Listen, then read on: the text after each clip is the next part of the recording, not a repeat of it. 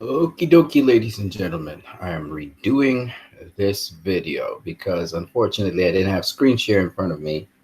And so I ended up messing up the video horribly.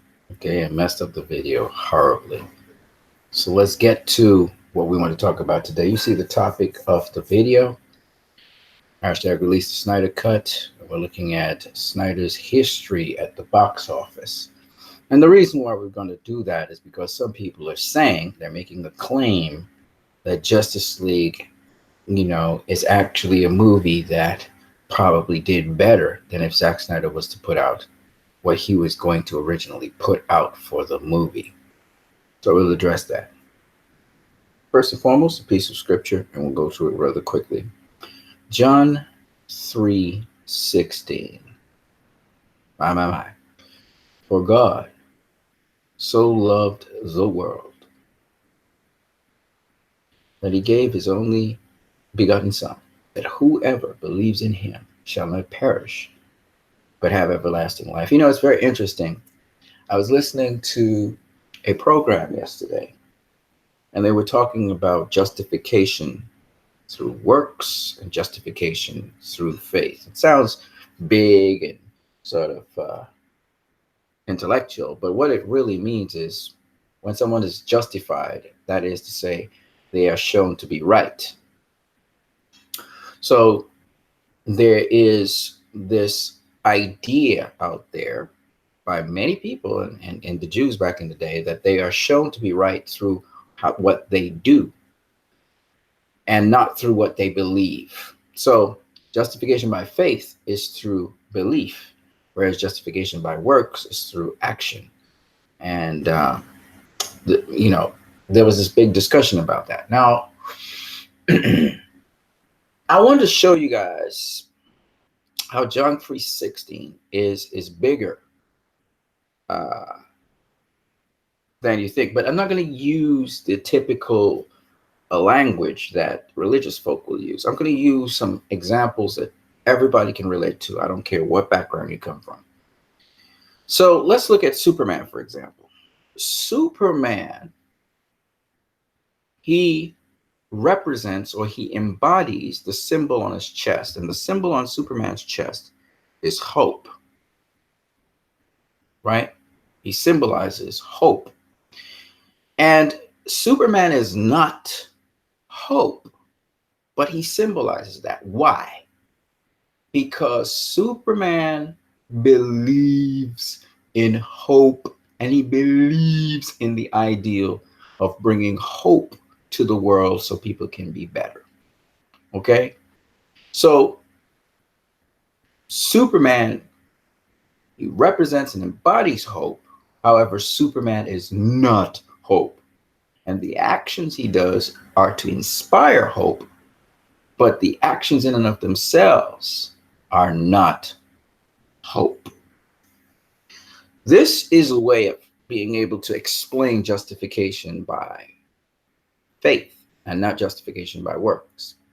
Because Superman believes in hope, because he believes in it, he allows himself to be a servant of it. If you believe in love, you will be a servant of love, and therefore you will love. But you are not love, and your actions are not love.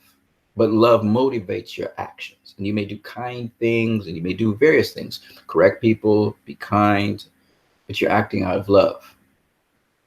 Now, when you understand how faith links to action, the action showing that you believe in a certain thing, your actions show what you believe, then you can understand what justification or being right by faith is. You're really right by what you believe. It's what you believe that drives you. It's what you believe that moves you to do anything.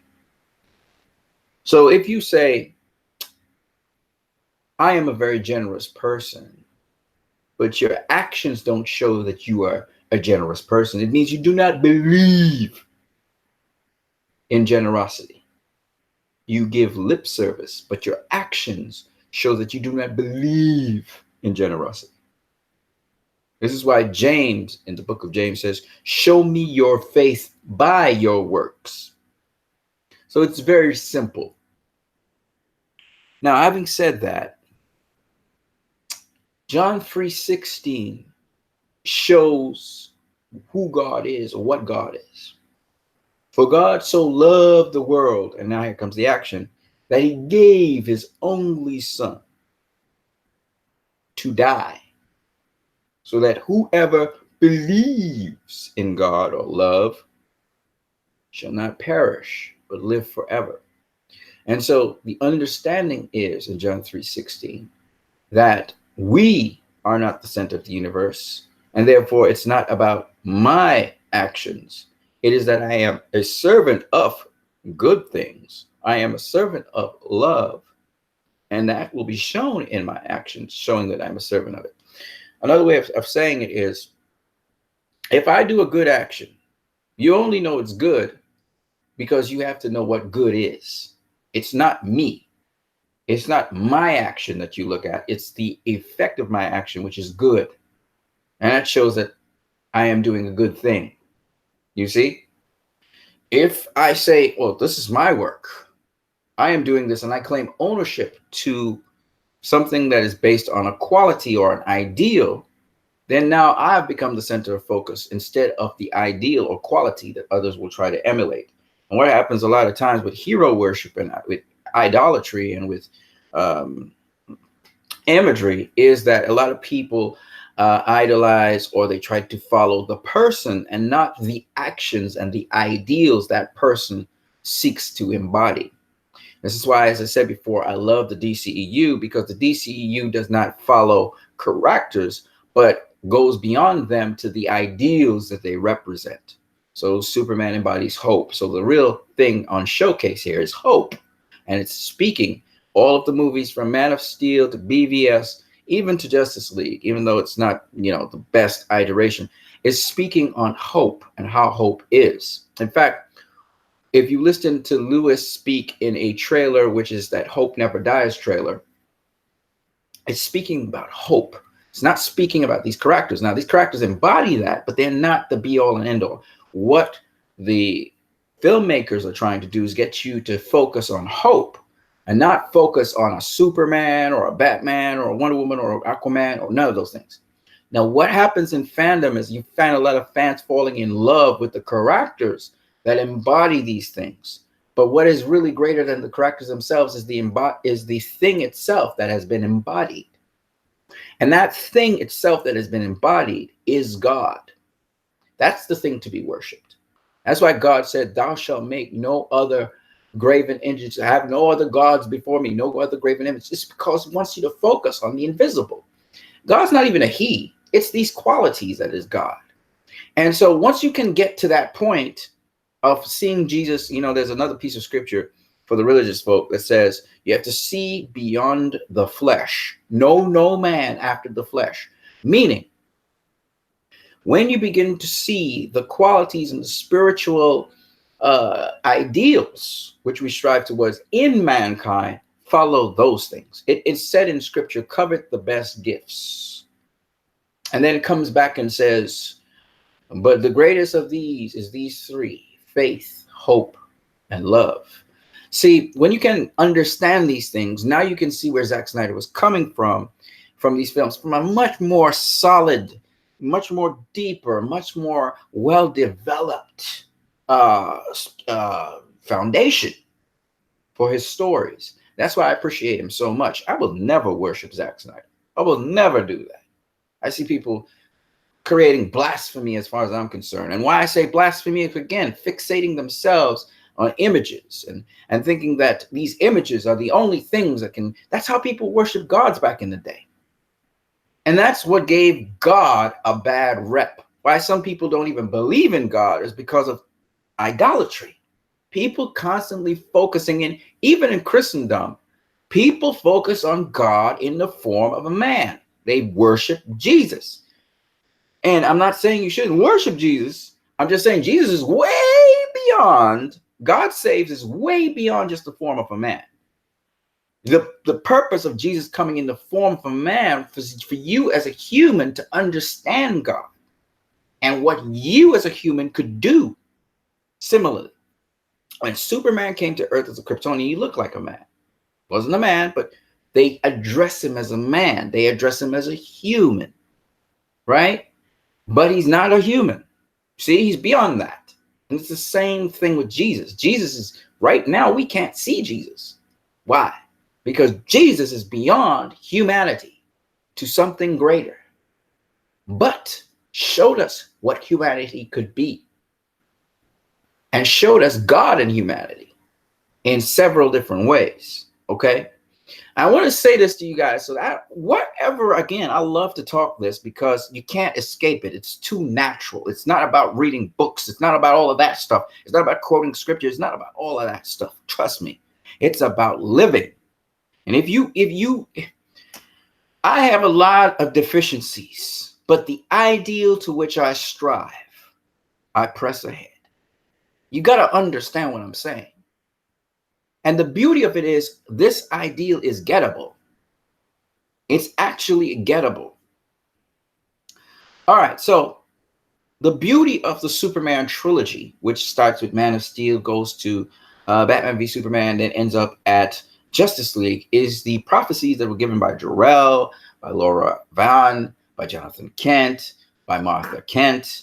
You know, even Lois Lane did a little bit of prophecy herself. Even Batman did a little prophecy himself.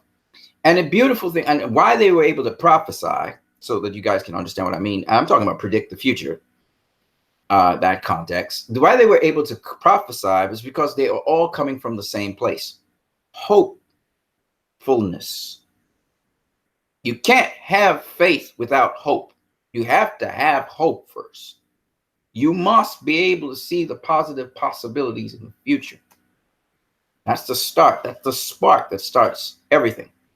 Once you got hope, now you can have faith. And faith is a stronger, much more focused, much more definitive path that you have to take. All right. Now, having said all of that, I wanted you to understand and love. So there's hope, then there's faith, and love is the most powerful one because love helps you to see everything. Everything. You're able to see everything. Okay. You see things devoid of time. You see things beyond everything. Everything. You see everything. So hope, love is powerful because whereas faith is kind of focused on one particular thing and you're pressing ahead, love, it not only facilitates the faith and the hope, it's the canvas for that, but it also makes the faith and hope possible. Literally, love is the foundation under which everything operates.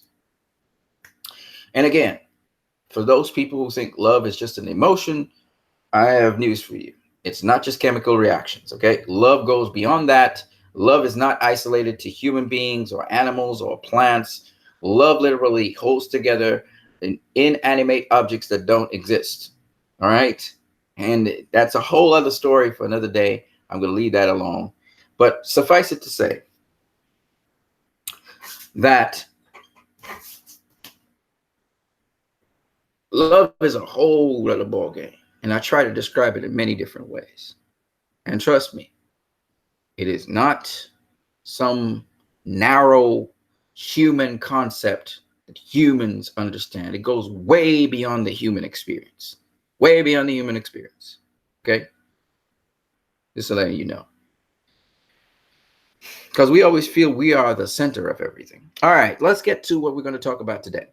So, first of all, you know, I conducted a poll also on social media. And here's the poll here. Now, I did two of them on not social media, but on Facebook. So the first poll, I started off in Batman v Superman lovers, and I went to several groups. And this poll was conducted on June the 18th, as you can see right there.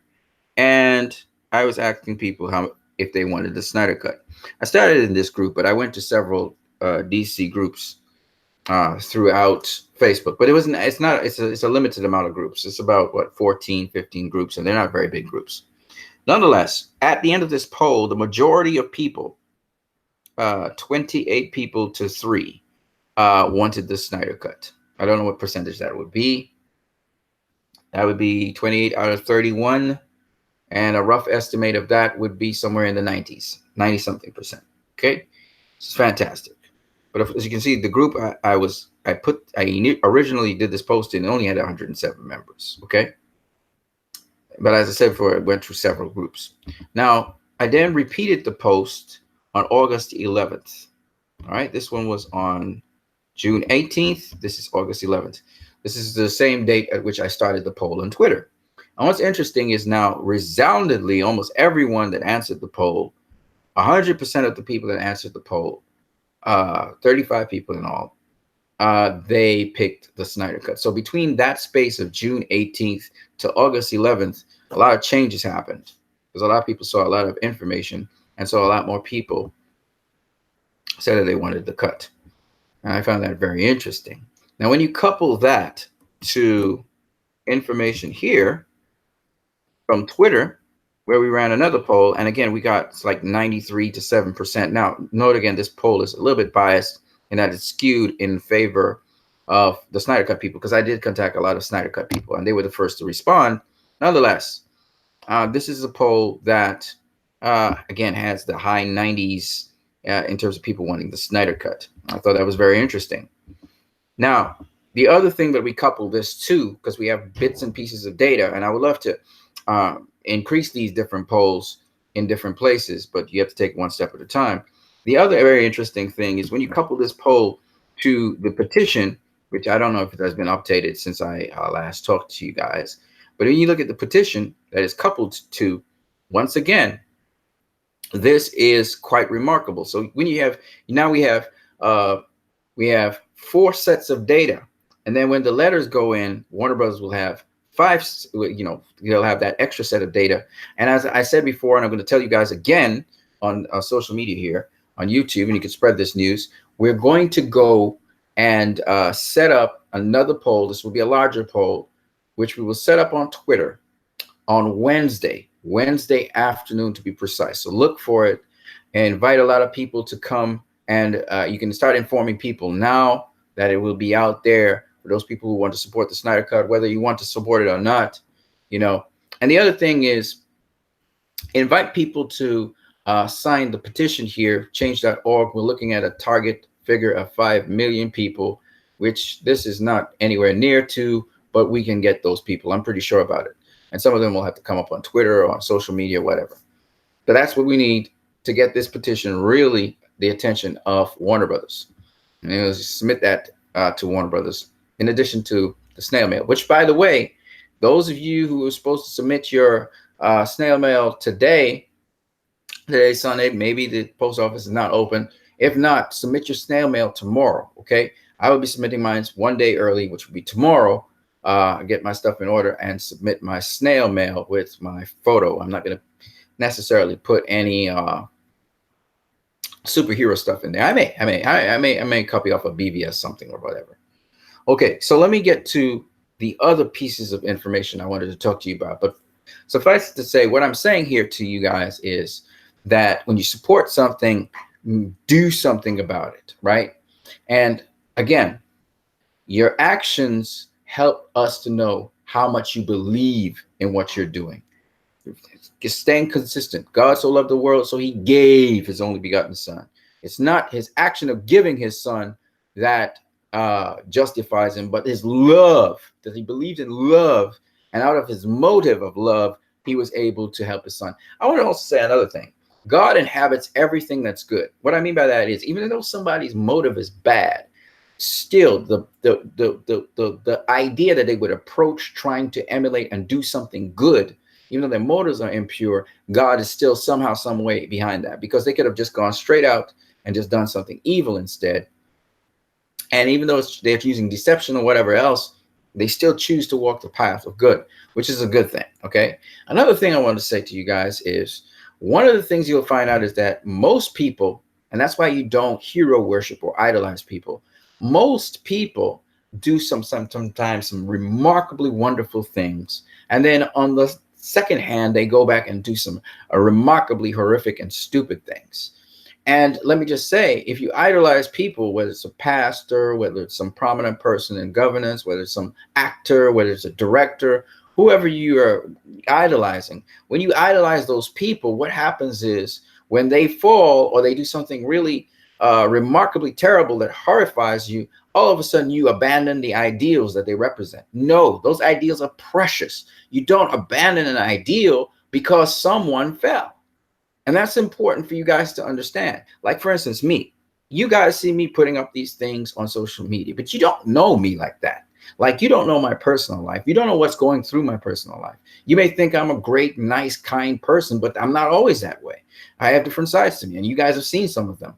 You know, I'm not the ideal to strive towards. Now, I can give you an idea of it, and it's great, but you cannot worship me. Never worship me. Worship the ideal. In other words, how we say it in religious circles is, don't worship me, worship God. Okay? And that's what I love about Zack Snyder. Zack Snyder paints a picture of God in a way that everybody can get it.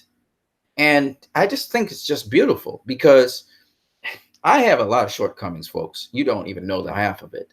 And you don't know what's going on in my personal life or the people around me's personal life. There's a lot of going on. But at the end of the day, it's still worth it to strive towards certain ideals and certain things, certain values. You know, I just want to say this extra thing again, because there's so much I want to say, even though this video is tumbling along. And I think these things are worthwhile saying. And even if you don't live up to the perfection of these ideals, it's still worth it to say. And, you know, that's what I appreciate about Zack Snyder's Superman. Zack Snyder came from a realistic place where even if somebody with all these incredible gifts and incredible abilities, they have shortcomings too, because they're trying to strive to an ideal that's very hard for anyone to strive towards and get to just like that, you know? And I find that beautiful that Superman, he can't quite meet the mark. He can't quite make the grade. He's growing as a person. I find that more realistic and relatable as a human. Now, we know that Jesus, when he came to earth, was a bit different than Superman, okay? And what's nice about Jesus is the fact that in spite of everything that happened to him, and, you know, the really cool thing that keeps Jesus grounded and human is the cool thing that he faced the horrors that we as humans face. And he didn't react like how a typical human would react to the situations, showing us that this has to be something to do with God in him. You know, nobody just goes and gets themselves arrested and, and doesn't fight back. And then they get beaten like crazy, but they won't buckle, they won't change, they won't fade. And then they get tortured, persecuted, and then they get crucified. That's not normal, folks. Okay, for doing absolutely nothing wrong, an innocent person, most innocent people, they would be confused. They'd be, and he knew that what was he had to do, but still, they would be confused. They'd be disoriented for a while. They would ask questions. They, it would be a very difficult time for them. And I'm not saying Jesus didn't have a difficult time. My point being, a lot of people, like I said before, worship Jesus as a man, but that's not the point I'm trying to make. The point, I have this focus here. The point I'm making is that's not normal. And when you think about that, that's what the ideals are. And, a lot of people like to praise other people for the ideals that they embody. But I'll tell you guys this. The one thing I can tell you about Jesus, when Jesus, as I said before, I think I said this before, I don't know. He's beyond just being a man. He was human flesh put on these ideals. What's amazing is even Jesus himself was like bucking at a certain point in time. You could feel his humanity when he said, "Father, if it's possible, take this cup from me. Nevertheless, not my will, but yours be done." That was crazy, man. Jesus was bucking. Jesus was seriously bucking. Jesus was like, man, I don't know if I could take this much longer. He was bucking. He was in a position where his mind was locked in, but still he was like, man, this is intense. You know what I'm saying? And I'm saying all of this just to let you guys know he was a human, right? So he was feeling, all right.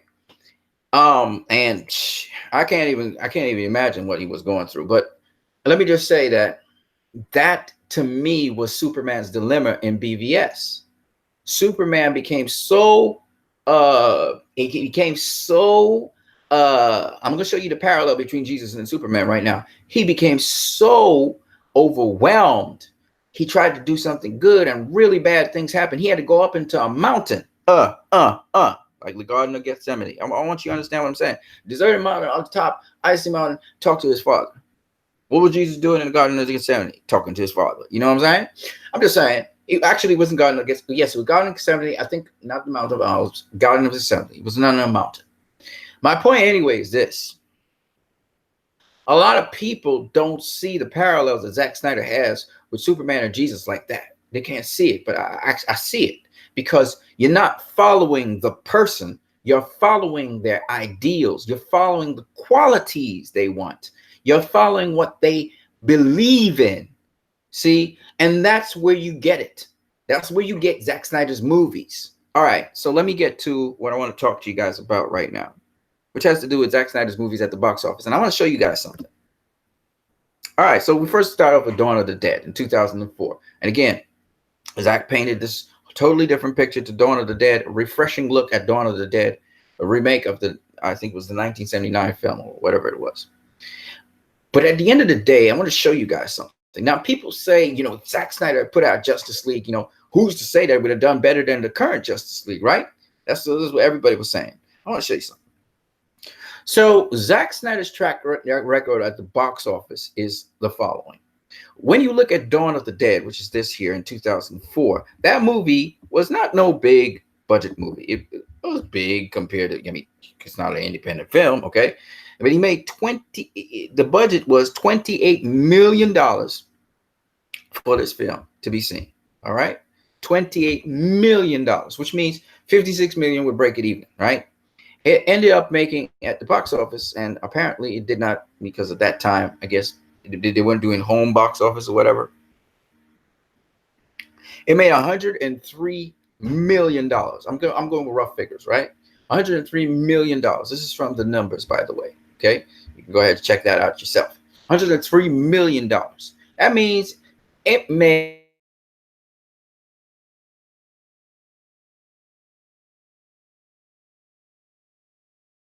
all right.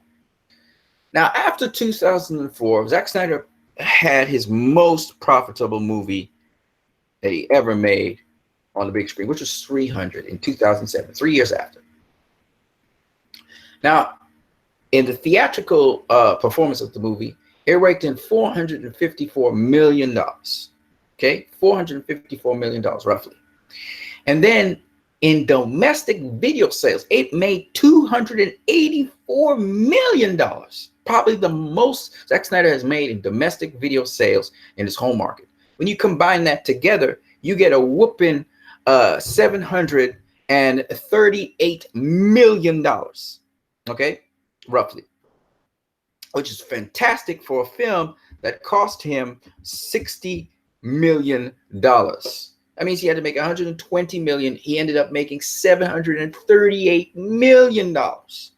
Okay, that's a difference of 618, I think. 618 million dollars he made off of that movie. That's huge success for Warner Brothers. 300. All right, how all the mythos and all that stuff was going on in 300. Right, Frank Miller's 300. Love Frank Miller. Now, what I want to say is those two movies show that Zack Snyder could do movies, not just action films, because Dawn of the Dead had some drama in it. If you remember, it wasn't just an action movie. It had drama elements in it. It wasn't any fly-by-night drama either. You guys should go back and watch Dawn of the Dead again. Close the door here. Okay. But at the same time, oh boy, hold on a second, guys. I got to come back. It's a little break. Don't worry. I'll be right back.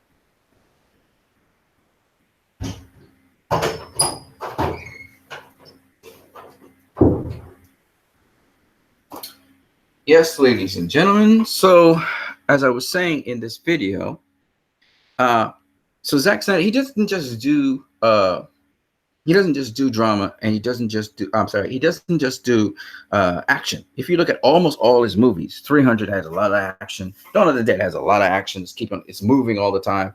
But there's these relationships between these different people in Dawn of the Dead that keeps the story moving forward. That gives it some substance and some poise and some movement. And when you look at 300, there's this mythological grandeur to it. It has a simple premise, but it's still very mythological. It reminds me of Conan the Barbarian somewhat, right? And it's actually based off of history that Frank Miller decided to do a comic book off of. It has its blood and its gore and the action scenes, but Zack always has this story moving through it. Okay, so those two movies immensely successful, and that's what got Zack to the position he was in. The next movie he tackled was Watchmen. Now, what's very interesting about Watchmen is, let me show you what its budget was: $138 million. So you got a bigger budget movie. All right, it keeps on going up. More, Warner Bros. Is giving more higher budgets and bigger movies to do. Watchmen in 2009 was a movie that was tackled that no director wanted to put their hands on, and Zack said, "Okay, I'll do it." And the worldwide box office for this movie, which cost again $138 million, it only ended up doing, in terms of theatrical performance, worldwide box office was $187 million, which was a box office bomb. Okay, not flop, bomb. Okay, flop means people. It's not just a flop; it bombed. It didn't make its money. Hmm? However, because it did very well in its home market performance, as you can see there, it made $100 million in its home market performance, because I'm assuming this is because of the ultimate cut and also the director's cut that he also put out. It raked in $287 million and therefore broke even. All right. $287 million needs to have $276 million to break even. It broke even. So what's interesting about Watchmen was the first movie that Zack did not make a whole set of money off of. He just kind of managed to break even with it. But what's interesting about it is that it didn't bomb as we thought. When you put all the monies together, it didn't bomb. And that's a very important point to remember, because Watchmen, people love the ultimate cut. They love the director's cut of Watchmen. They don't really particularly like the theatrical performance. But what's even more interesting is that the theatrical performance of Watchmen, Zack Snyder did not want to put out that, obviously. He wanted to put out, and that's why he had the director's cut and the ultimate cut. He actually wanted to put out the director's cut that would have explained a lot more. For the first time, Warner Bros. Made him cut down on the time of his movie, and that's where they started interfering with his movies. Okay. Now, after Watchmen in 2009, Zack Snyder in 2010 did the animation movie Legend of the Guardians: The Owls of Gahu, which looked like real animation. It almost looked like real owls. You can see that the world is animated, but still. Now, this was the first movie that Zack Snyder had that was a flop. It flopped. Okay. The worldwide box office was $140 million, and domestic video sales was $22 million, and it cost $100 million to make the movie, and the movie flopped. Okay.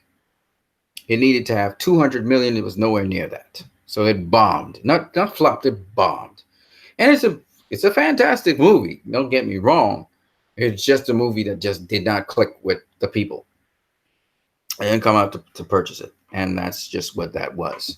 That was his first movie that bombed. So he had 3 movies before that. And then this 4th movie, it bombed. All right. And it was just the following year he put this movie out. Now, after that, he had Sucker Punch. Sucker Punch cost him $75 million to make. Sucker Punch was his movie. He had written Sucker Punch.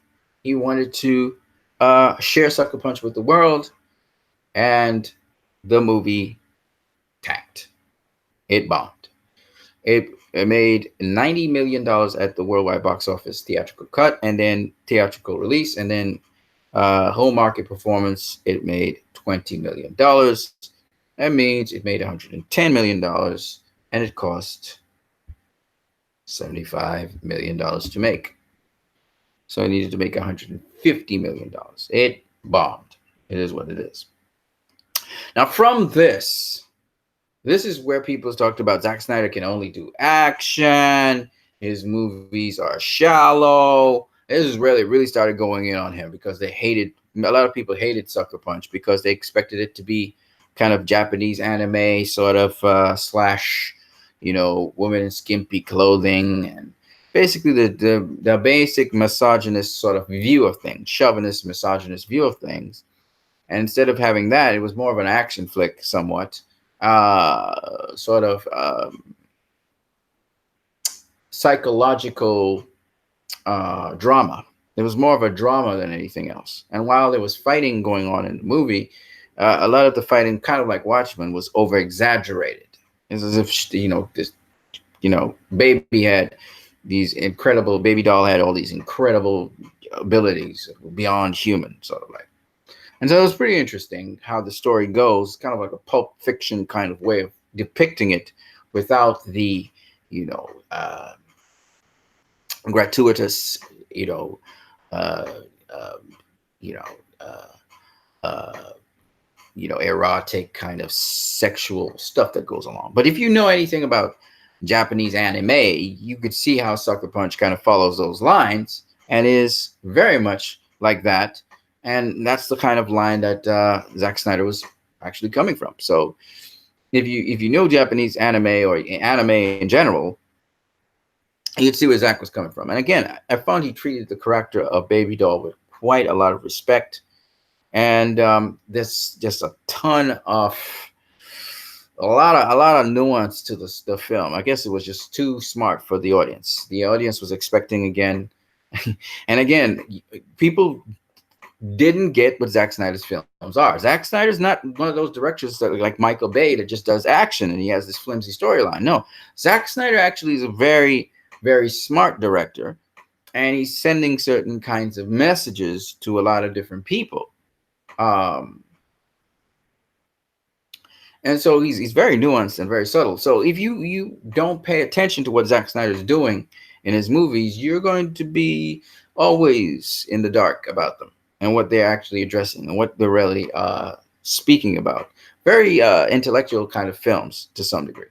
But that's not the thing that makes Sucker Punch good. Sucker Punch is a call to action. A lot of people just don't get it. And Zack Snyder was basically making a call to action for people who feel that they're imprisoned in bondage and they can't do much. And he's showing there's always a way out. You always have control over the situation. And it's up to you to make the choices you want to make. And while it's a tragedy, Sucker Punch is a tragedy, and the funny thing about it is the bitter justice that came out of that tragedy is what makes it so Shakespeareanly righteous.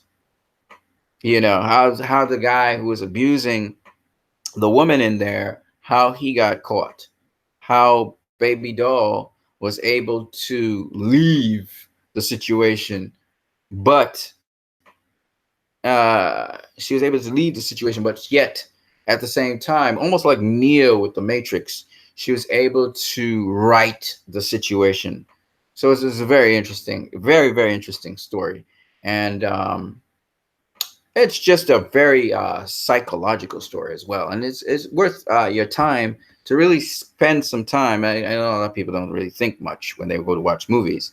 They want a popcorn flick, but it really is worth your time to spend watching this movie. Nonetheless, this was his second blockbuster tank. Okay, so he only had two blockbuster tanks overall with Sucker Punch and the Owls of Ga'Hoole, because again, the themes were somewhat layered and quite mature.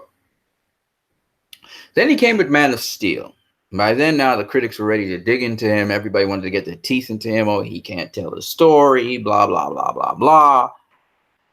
But then all of a sudden, he came up with Man of Steel, and the box office spoke. It's $668 million at the box office. That is the theatrical performance of the movie. And then the home market performance, the second highest home market performance by Zack Snyder, other than 300, he raked in $112 million, a total of looks like $780 million. This is not bad money at all. Okay. And for a production budget of 225 million, so he moves up again. 225 million. Warner Bros. Given more responsibility with a bigger budget. 225 million, which would mean 450 million dollars. Okay, 450 million dollars of cost, but 780 million dollars for 450 million dollars. It's not as much as he made with 300, but it's up there. It's in between 300 and Dawn of the Dead. So he really made good money in this movie. Now, Warner Bros. Wanted a lot more for a Superman movie, the first Superman movie. Come on now, in a while, and Superman hadn't been rebooted a couple of times, and it's still, bombed heavily.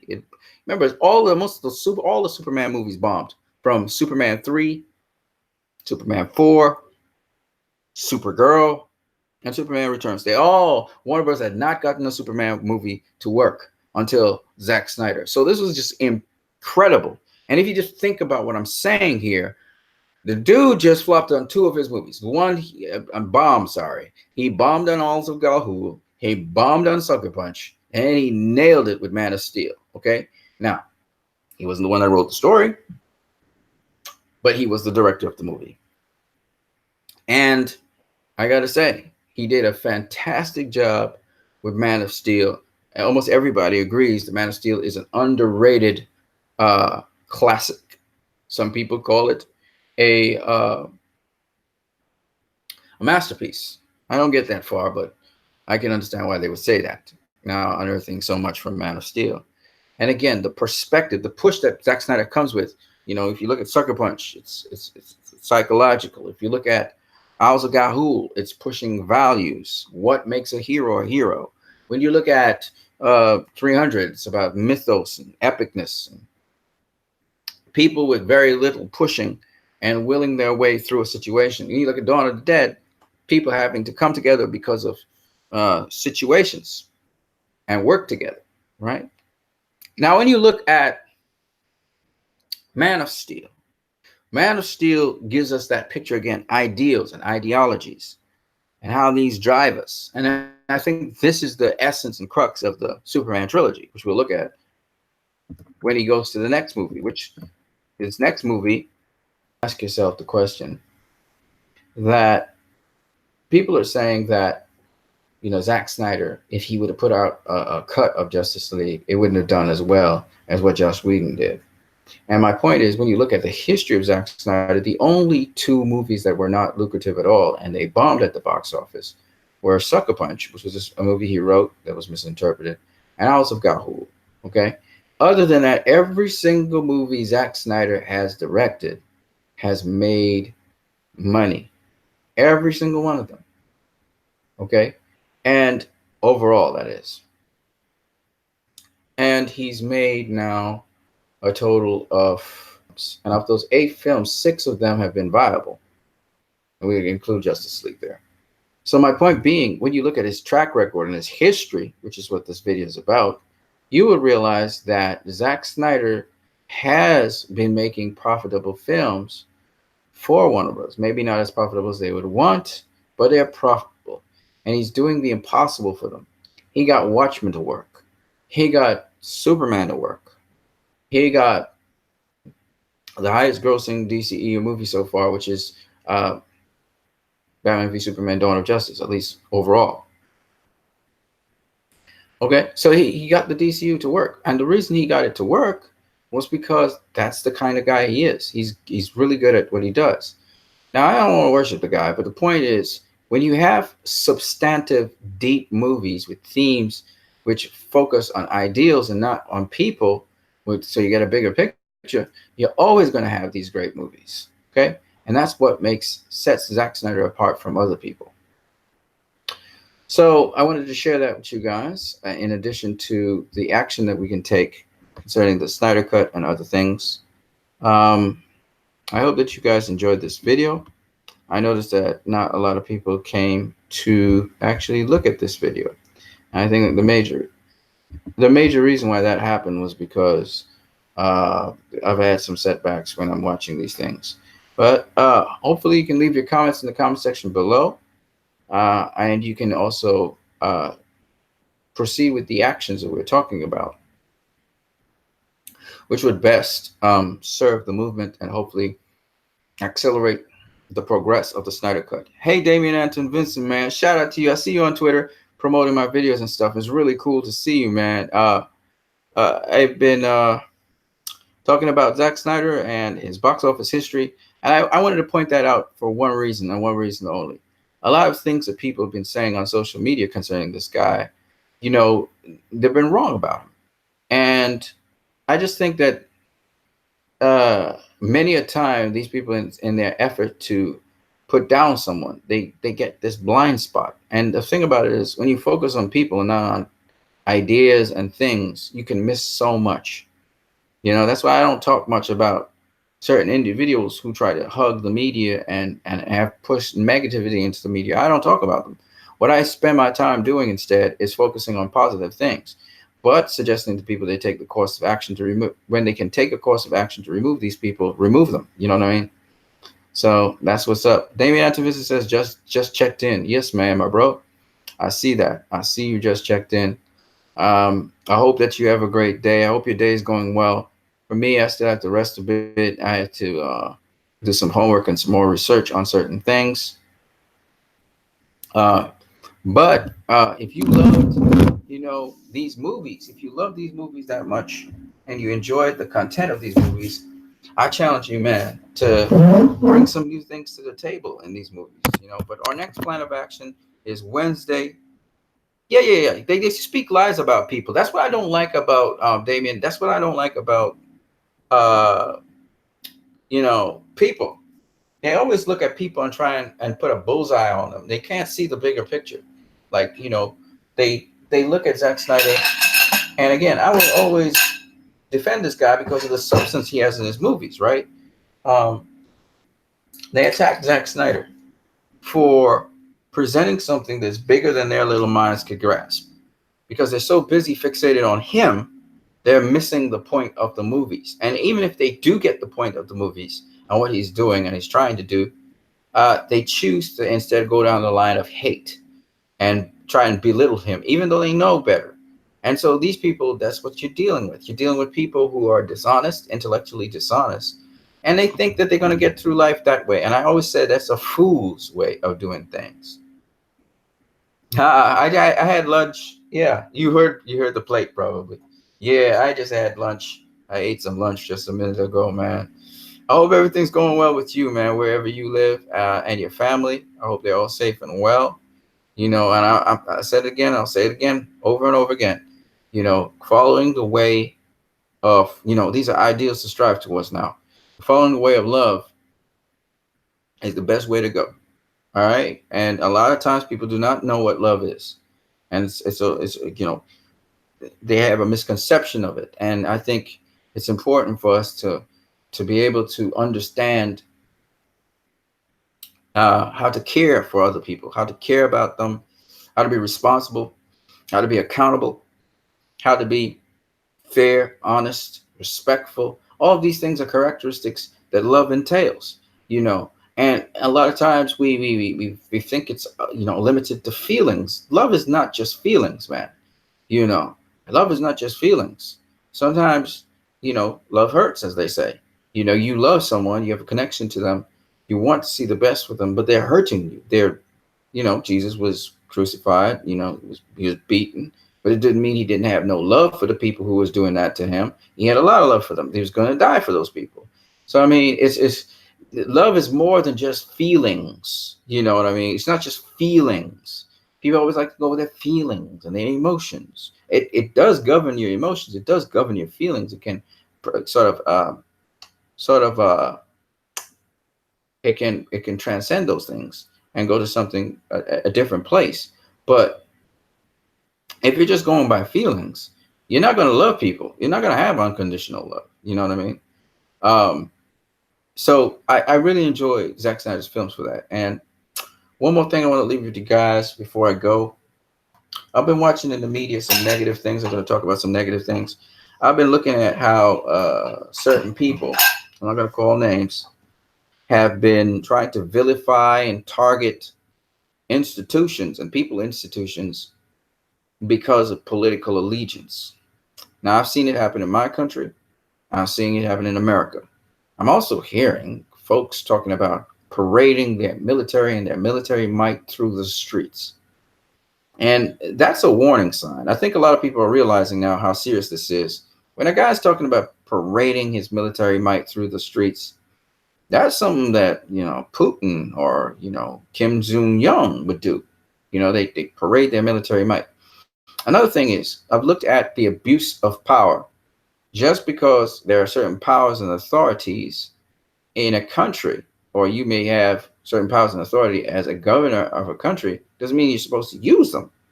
All right. Otherwise, you become a king or a czar, and you'll circumvent the democracy that's there with um, the republic. You circumvent that, and then all of a sudden, you are doing whatever you want as a dictator. And the kind of attitude and behavior I'm seeing seems to show dictatorship on the mind of certain leaders.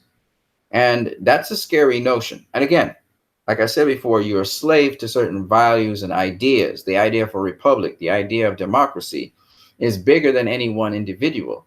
And when we see individuals trying to make the democracy about them and point to them, that's a dangerous thing. That means that person is one step away from becoming a totalitarian, an autocrat, and therefore destroying your democracy. So these are all very important things to remember.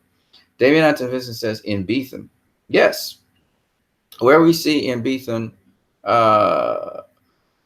Beetham is a very interesting situation. And that would be locally in my country, Trinidad and Tobago. For those of you who don't know what we're talking about, it's an area where we've had the Beetham is a very interesting and very it's a very important area because people in the Beetham have, and are we talking about some educated people and so on, have been targeted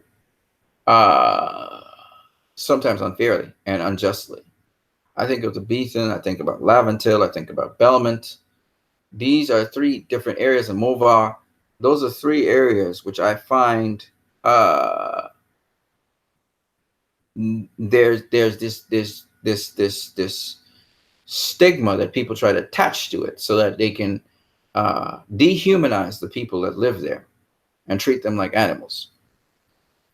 And there are some hooligans in every community. You have hooligans in every single community. But to think that the big mounted hooligans and the criminal elements that may be in those places, that they are the majority of people in that area, is to be dishonest, intellectually dishonest. Most of the people in Beetham, just like anywhere else in, Maloney, anywhere else in the country, they want to live their lives in peace, and they want to get along with each other, and they want to sell in the market, and they want to do their business, and they want to go to work, and et cetera, et cetera, et cetera. My aunt, she is, well, my uncle's ex-wife, she's in England right now, and she's a nurse and so on. She grew up in the Beetham. I mean, some of the best people in the world grew up in Laventille, Beetham, Belmont, Mova, okay? And really cool people. And some of these people, they don't want their lives disrupted. So why does everybody have to be under this one umbrella? I don't like that. I never liked it, right? Anton Vincent says, so-called community leaders kick dirty water on the acting attorney general. Wow, that's crazy. Their entrances, not everyone there is like that. That I agree. I agree. That's what I'm saying. You know, there's these crooked, there's these people who abuse their power, like you're saying, and then they are sort of, you know, they everyone thinks they represent the people of Beetham or the people of Movar or the people of Laventil or the people of Belmont. They don't. Now, a lot of the people in Belmont, Laventil, Movar, etc., a lot of them sometimes are glad these people speak on behalf of them. But again, everyone is not like that. And most of the people in those areas are actually decent people. There's just these elements inside of those communities. Some of them are protected, some of them are not, that bring about the bad label, a bad name to these communities. And they're none, these bad elements that are in those communities, they're not as, uh, they're not mutually exclusive. They're not the only bad elements throughout the country. They're bad elements in some of them, one of the best communities out there. You know, some of the most wealthy communities. There are these bad elements, and they are high up. They're the guys who are high up, so they're living in those communities, but they're really conducting very nefarious activities. And so, you know, when you target the beat them in these places, it's cool. I understand you call them hotspots, whatever. But there's a lot of unfair treatment to the small poor person because nobody's thinking about them because everybody thinks the Beetham is bad, right? Beetham bad, Laventil bad, Mova bad, Belmont bad, right? So once you start to think like that, well, obviously you dehumanize these people. These people don't have any rights. Oh, they did something wrong. They did something wrong, right? And that's not cool. Now, as to some of the people who are leaders who sometimes play politics and they exploit their power, that's not cool either. I look at certain trade unionists and they exploit their power in my country, and it's not called for. Like, and other times they're actually advocating for some very good things for people, and I absolutely agree with them on their stance. I don't even agree with the government at the time. I'm not one of those people who's just I'm partisan like that. I look at the content at what is happening, and if you're not doing what you're supposed to be doing, remember, if you're an elected official of governance, okay, you're supposed to do your job. You're supposed to do your job. You're not supposed to be incompetent. You're not supposed to be siphoning money out of the place and stuff like that. I know there's some people who try to do their job as best as they can. I get it. I respect them. But my point is that the abuse of power we're seeing abroad and we're seeing here, and I'm talking about, I've seen officials in governance be reckless with their language. I've seen leaders, you know, whether they're trade unionists or whoever, being dishonest in how they're behaving. I don't like those things. Like, people should be honest about how they approach a situation. Um, and it's all about just playing political games. And I'm not in that. I'm not in playing. If you're elected to do a certain task, you do it. I look at some of these counselors in my area, and I appreciate some of them because they are there to sit down, actually listen to you, tell them some stuff. And they if your ideas are uh you know, you think it's doable, they actually will back you, and I like that.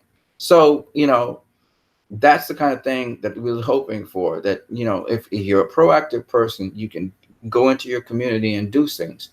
And even the people in Abetham, I'm sure people in Laventil and other places, they probably have ideas about different things and how they could communicate with the police. Let me tell you something.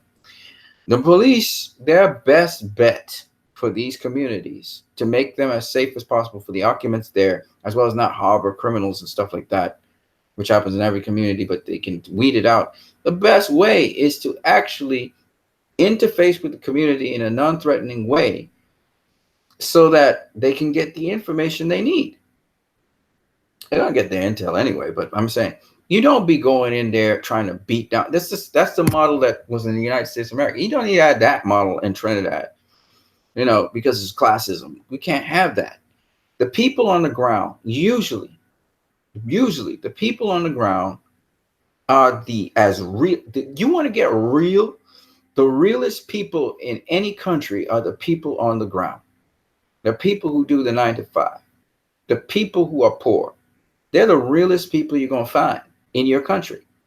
Unfortunately, the realest people in your country generally, which is, by the way, they're the majority, and therefore they can do a lot of things to make your country better if they only knew how. The realest people in your country are the people who get inconvenienced, they get harassed, they get exploited, they get robbed by both legitimate people who should not rob them. I'm talking about businesses and healthcare and you know, and they have to stand in lines for public service. You know, they put up with a lot of crap. Okay. The average person every day puts up with crap. They have traffic to deal with. They have to rush to work. I mean, there's a lot of stuff going on that is unnecessary. And the average person, all right, goes through that every single day. All right. Now, the question I ask people is, what makes us better than, say, somebody in the Beetham? They're doing the same things we do. They go to work. They try to live. They try to, you know, whether some of them going to the marketplace, whether some of them going to the dump to do their work in the dump, whether some people, you remember, the different people live in different places. Everybody's the same in terms of what they need, what they want, and they aspire for. Everybody got those things. Okay, everybody. Yeah, ain't nobody. And you know, as much as they're familiar with their communities and everything, it's not like they don't want to progress and do better with themselves. Everybody wants to do it. Okay. So at the end of the day, we gotta not hate the people on the ground who are like us. We have to understand each other where there are criminal elements that take from poor people like ourselves. I call myself poor. I'm not really poor, but I'm just saying the people on the ground, the people who do the footwork, the people who do most of the job, people who do more. The elite, the elite are not like us in the sense that the elite, they worked hard, maybe or not. Somebody worked hard, and they got to the position they are at. Okay, whether there were people on the ground or not, and they have a fraternity. Okay, they have a different lifestyle to the people on the ground. Okay. If you are a manager of a company or a business or whatever, you have a different lifestyle. Say somebody who has been, you know, for instance, you know, what kind of person? I'm talking about a seabed person, for instance. Not much different, but it is different in terms of what you can acquire, what you have, how you organize your life, etc. I'm not mad at none of that because, in my opinion, when people succeed and they're successful, that's great. I'm not saying you shouldn't be a part of the elite either. I'm not saying that at all. But what I'm saying is this. When you see somebody who is in the same boat as you, that is, they have to travel to work via public transport or whatever, they have to go through the hassles you go through every day, then they are actually someone who can understand what you go through and you can understand what they go through every day. We shouldn't be pitting ourselves against each other at this level. If everybody's a foot soldier and have to walk the path, whether it's you're driving to work with a car, you know, you're hired to do this, you're a manager, whatever, you're in the same boat as the other person who may be selling vegetables and fruits on the side of the road or water like I do on the side of the road. We are just doing different things. But at the end of the day, all of us go back home to our families and we have to face the brunt of the everyday grind. Unlike some other people who do different things and they don't really necessarily deal with that kind of grind, even though they have other challenges to deal with, right? So why I say all of this is not because I'm trying to say, unless, again, I want to make another point because this is very important.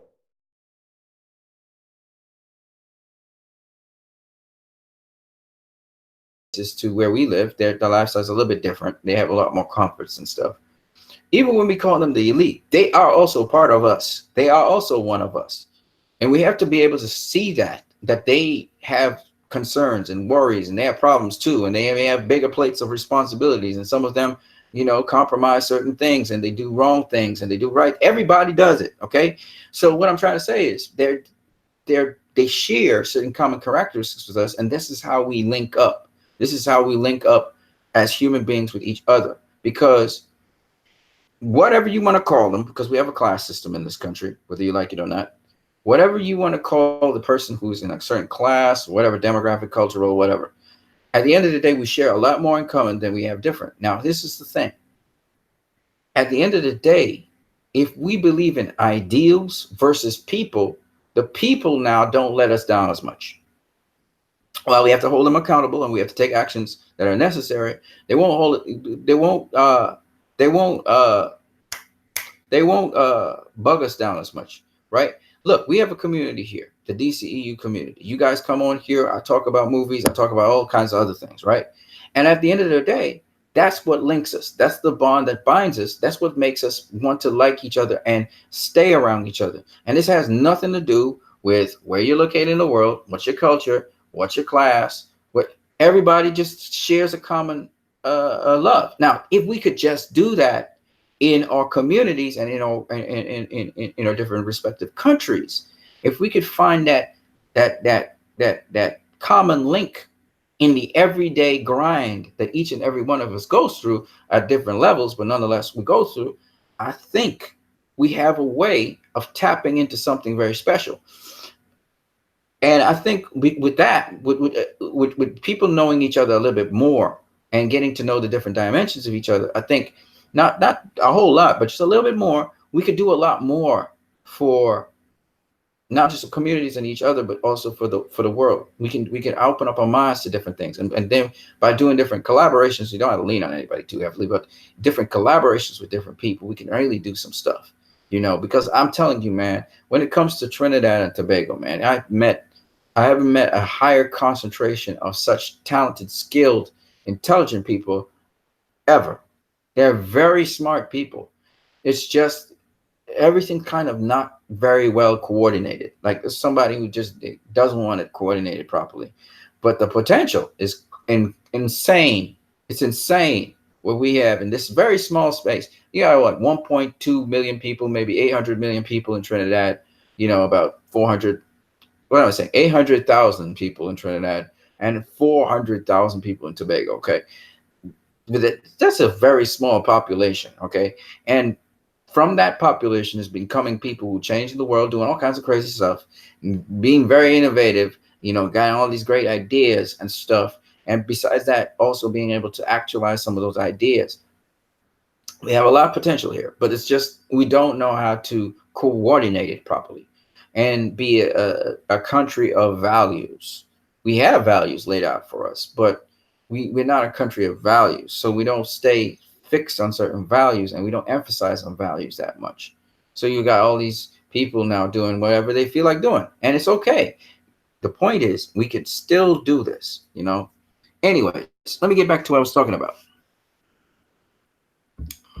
Zil Nation says, I think Zack Snyder should do another movie for DC. I would love that. I would honestly love that. I don't know if DC's or Warner Brothers is thinking of that right at this point in time, but I would love to see him do Justice League Part 2 or a follow-up to the first Justice League movie. I would love that to happen, but you just never know. They may go with another director or something. I don't know. But I really appreciated Zack and how deep he goes into things. Damien Anton Visit says, hi, Zil Nation. I agree. I agree with you guys. See, yeah, we all agree on that. Damien Anton Visit says, I'm thinking Booster Gold. Woo! Booster Gold. I don't know. That one, I don't know. I was thinking Justice League Part 2. I guess Booster. I can't see it, but I'm really stretching my mind because Booster Gold is he's an interesting character. He comes from the future. He's kind of a celebrity. I don't know. That's an interesting question. Little Nation 1 says, when people judge others harshly, but do not want people to judge them. Yeah, for real, man. For real. Little Nation says, Booster Gold is good, but Blue Beak should be with him, though. Yeah. Damien says, okay, cool. Little Nation says, comic book brings people together of all walks of life. For sure, man. For real. And that's what's beautiful about it. Kind of common denominator. Damien Anton Visit says, yes, it does. Although I must admit, I'm only familiar with the characters through the animated series and movies. Well, me too, man. Damien Anton Visit, the Justice League movie and Batman. I don't know if you guys remember Batman in the 1990s. The Batman animated series was fantastic, man. That's what I remember. Jeffrey Daggs, I really want to see Zack Snyder do a Batman movie. Ben Affleck, Zack Snyder, Batman. That would be great. Yeah, you could see he was kind of like auditioning for the Batman, but I think Matt Reeves is the perfect guy to do the Batman movie. I think he's the perfect guy at this present point in time. And I just want to see, honestly, before we can even go to any other movie that Zack directs, I just want to see Zack Snyder's Justice League. That's my push. I can't even think as far as Aquaman right now. I can't. My focus is not even on Aquaman or any of the future DCEU movies right now. My focus is completely on the Snyder Cut. Like, I'm dialed in on that. Jeffrey Dagg says Warner Brothers would never do that, and I know Matt Reeves is making his movie, but that's something I've often thought about. Yeah, I would love to see Zack do a Batman movie. I mean, that warehouse scene in BVS is still memorable. So I would love to see him do that, but uh, it's cool. I would prefer Zack to do a Superman movie than a Batman movie, to be honest. You know, Zonation One says I would love to see some milestone characters though in an animated series. Some milestone characters in an animated series. Not quite sure what you mean by that. But yeah, I mean, if we're gonna talk about the future, what we would want to see, think about the stuff that DC is going to be rolling out. They're going to be rolling out two Joker movies. One of the Joker movies is starting next year. We're going to get Wonder Woman, Aquaman, Shazam, the Flash movie, Cyborg movie. We're going to get Birds of Prey. We're going to get um, Green Lantern. We're gonna get Green Lantern movie. So that's pretty tight. That's a lot already we're talking about. We're gonna get those in the future. We're gonna get a Nightwing movie. I think there's a director for Nightwing as well.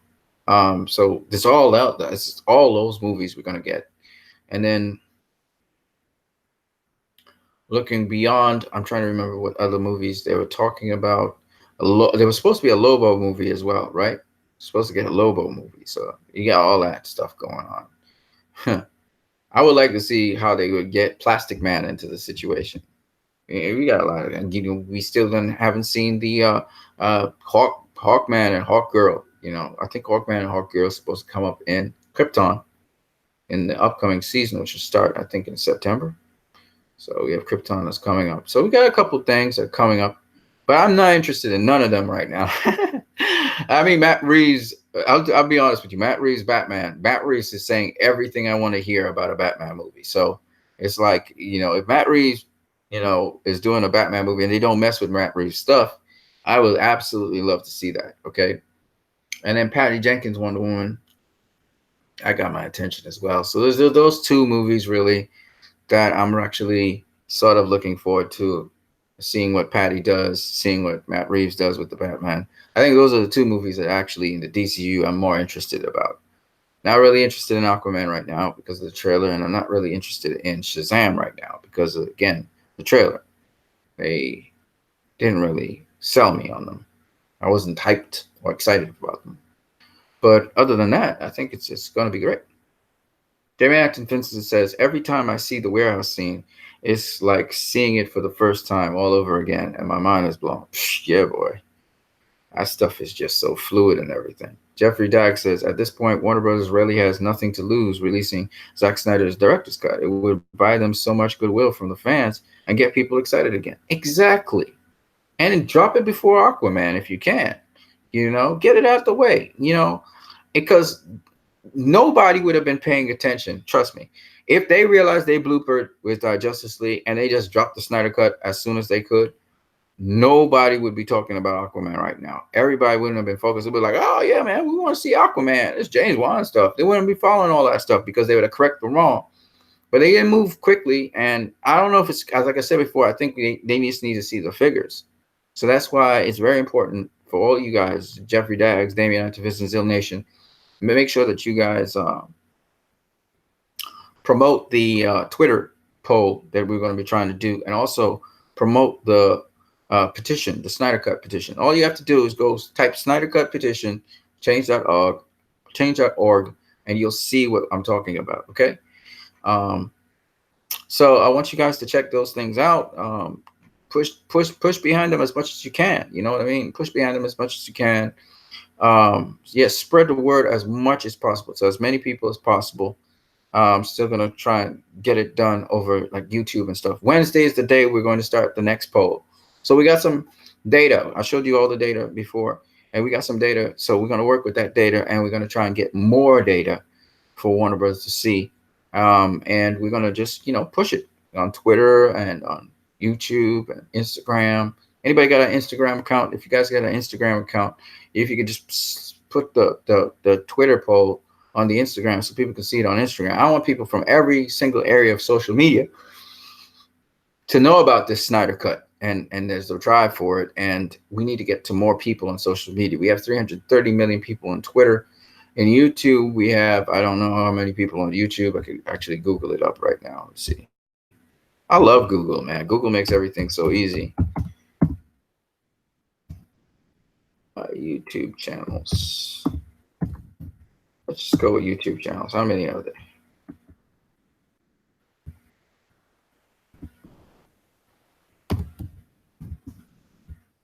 YouTube's a booming industry, man.